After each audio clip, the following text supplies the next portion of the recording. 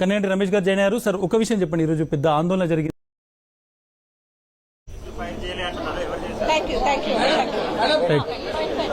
ఇప్పుడు press conference అయిపోయింది. నాతో పాటు కన్నేటి రమేష్ గారు జాయిన్ అయ్యారు. సార్ ఒక విషయం చెప్పండి, ఈరోజు పెద్ద ఆందోళన జరిగింది, చాలా చోట్ల జరిగింది. సికింద్రాబాద్లో ఈరోజు ఎక్కువ జరిగింది, చాలా విధ్వంసం కూడా జరిగింది.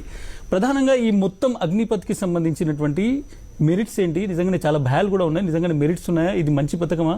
ఒక నిపుణుడిగా రక్షణ రంగాన్ని ఇది దగ్గర నుంచి ఇన్ని సంవత్సరం చూస్తున్నారు, ఇందులో ఏమైనా మెరిట్స్ ఉన్నాయా? లేకుంటే కొంతమంది ప్రతిపక్షాలు ముఖ్యంగా చెప్తున్నటువంటి విధంగా ఇది ఒక రక్షణ రంగానికి ఒక గొడ్డలు పెట్టలాంటిది. అది ఇస్మాయిల్ గారు, ఇది కొత్త డిఫెన్స్ రిక్రూట్మెంట్ పాలసీ అండి. దేశంలో 15,000 కిలోమీటర్ల land borders, 7,516 kilometres coastal borders ఉన్నాయి భారతదేశానికి. 22,000 కిలోమీటర్ల బోర్డర్స్ని ప్రొటెక్ట్ చేయడం కోసం ఆర్మీ, నేవీ, ఎయిర్ ఫోర్స్లో ఒక కంబైన్డ్ రిక్రూట్మెంట్ జరగాలి. అది కూడా 17.5 సంవత్సరాల నుంచి 21 సంవత్సరాలకి ఒక 4 సంవత్సరాల పాటు ట్రైనింగ్ ఇవ్వాలి. ట్రైనింగ్ అయిన తర్వాత ఇస్మాయిల్ గారు 11 నుంచి 12 లక్షల రూపాయలు ఒక లంసమ్ అమౌంట్తో ఒక యువతి కానీ యువకుడు కానీ 4 ఇయర్స్ తర్వాత బయటికి రావచ్చు. వచ్చిన వాళ్ళల్లో మళ్ళీ 25% 25% రిటైన్ చేస్తారు, మళ్ళీ రిటైన్ చేసుకొని 15 సంవత్సరాల పాటు ఇంకా వర్క్ చేయొచ్చు. Without being siding to one particular political ideology or party, ఒక రాజకీయ పక్షానికి కానీ రాజకీయ పార్టీకి కానీ సంబంధం లేకుండా ఒక రక్షణ రంగ అధ్యయనం చేసే ఒక నిపుణుడిగా తప్పనిసరిగా ఈ పాలసీ చాలా అద్భుతమైన పాలసీ. నెంబర్ 1, భారతదేశానికి చుట్టుపక్కల ఉన్న శత్రు దేశాలను పరిగణలో తీసుకొని ఇది చాలా ఇంపార్టెంట్ పాలసీ. చాలా లేట్ అయింది. If I were the prime minister of India, I would have done it 15 years back or 20 years back, given the geopolitical, geostrategic realities of India, within which India is located.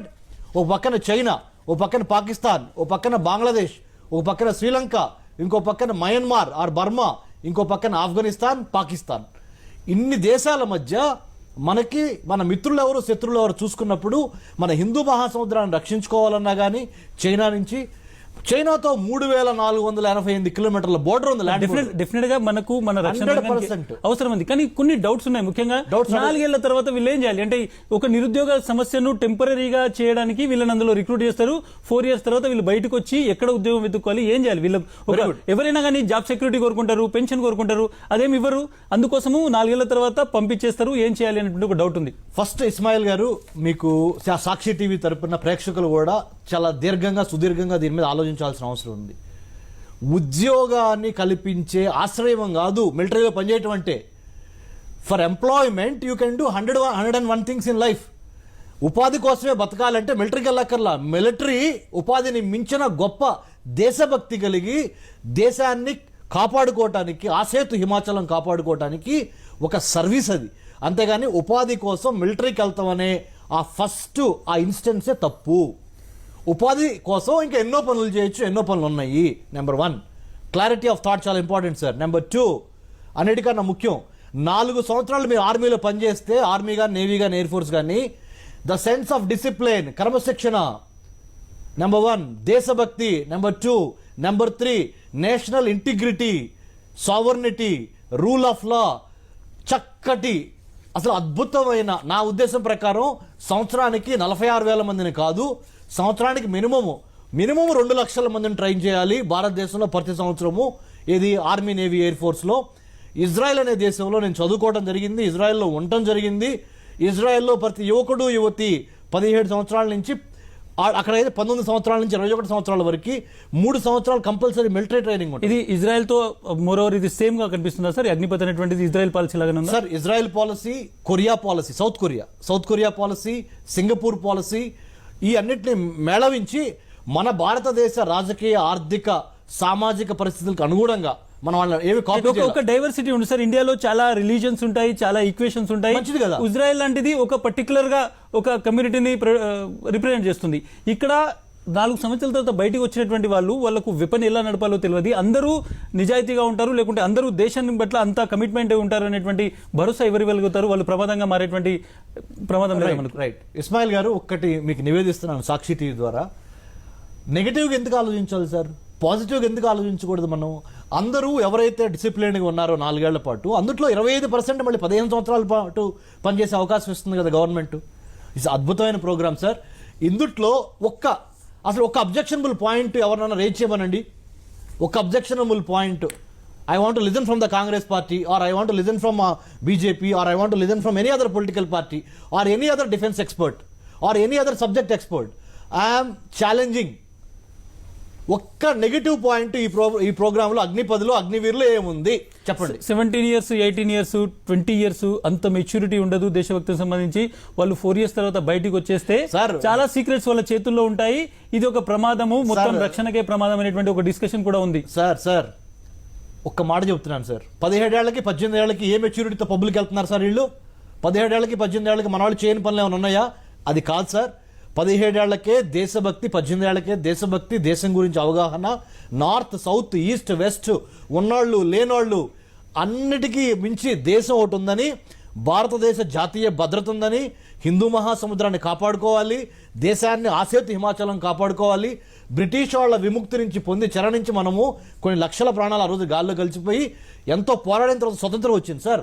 ఈ స్వతంత్రాన్ని కాపాడుకోవడానికి దేశంలో 600 మిలియన్ల పైగా ఉన్న యువతని కనుక మమైకం చేస్తే, ముఖ్యంగా ఎమర్జింగ్ ఛాలెంజెస్ చాలా ఉన్నాయి.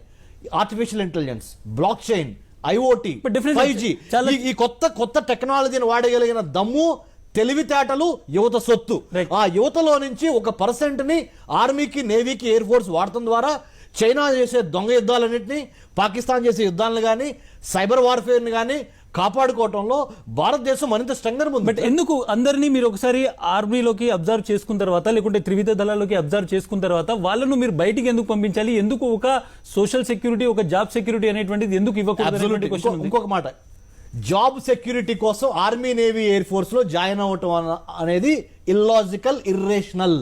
నెంబర్ 1. బట్ భారతదేశం లాంటి చోట చాలా నిరుద్యోగత ఉన్నటువంటి సమయంలో అది ఒక ఆప్షన్ గా చూస్తున్నారు చాలా కాలం నుంచి కూడా. కొంతమంది, చాలా మంది, అందరికీ దేశభక్తి ఉంది, అందరూ కూడా దేశం కోసం నిలబడతారు. కానీ ఫుడ్ కోసం, తమ బ్రెడ్ కోసం కొంతమంది కూడా దాన్ని ఒక వృత్తిగా కూడా ఎన్నుకుంటున్నారు. దాన్ని తప్పంటారా? ఇస్మాయిల్ గారు, చదువు ఉపాధి కోసం కాదు సార్, చదువు వ్యక్తిత్వ వికాసం కోసం. ఉపాధి కోసం చదువుకోవటం, డిగ్రీలు సంపాదించుకోవటం చేస్తే ఆ సౌధం కూలిపోద్ది. You need to have education not to get your employment, to generate employment. Don't be a job seeker, be a job giver. ఆ విధంగా ఆత్మవిశ్వాసంతో పైకి రావాలి. అలానే ఆర్మీ, నేవీ, ఎయిర్ ఫోర్స్లో భారతదేశాన్ని కాపాడుకోవటానికి 21వ శతాబ్దంలో మన యొక్క మ్యానుఫ్యాక్చరింగ్ స్పేసు, మన యొక్క సైబర్ స్పేసు, మన యొక్క పొలిటికల్ స్పేసు. ఫైనల్ ఒక క్వశ్చన్ అడిగి బ్రేక్ వెళ్తాను. ఒక క్వశ్చన్ చెప్పండి. రెజిమెంటల్ వ్యవస్థ అనేది పోతుంది, ఆల్ ఇండియా ఒక క్లాస్, ఆల్ క్లాస్ అనేటువంటి ఒకటి ఏర్పడుతుంది అని చెప్తున్నారు. దానివల్ల కొంత ఆర్మీ వీక్ అవుతుంది అనేటువంటి మాట చెప్తుంది. అబ్సల్యూట్లీ. గోర్ఖా రెజిమెంట్ ఉంటుంది, చాలా రెజిమెంట్ ఉంటుంది, ఇవన్నీ ఉన్నాయి కదా సార్. వీటన్నింటినీ మీరు ఈ డైవర్సిటీని దెబ్బతీసేటువంటి ప్రయత్నం చేస్తున్నారు. అన్నింటినీ ఒక యూనిఫార్మిటీ చేసేసి ఇండియాకి సంబంధించి అసలు ఇండియా అనేటువంటి ఒక కాన్సెప్ట్ ను ఆర్మీ నుంచే దెబ్బతీస్తున్నారు అనేటువంటి. లేదు sir, Gorkha, Madrasi, Bengali or Bihari or any regiment, Rajputana, all are working for the motherland, India. So it's a very good concept, sir. We are actually overcoming all these different ఇది ఒకటే ఫోకస్, ఒకటే జాతీయ పతాకము, national flag, protection of the national flag. That's also very good sir.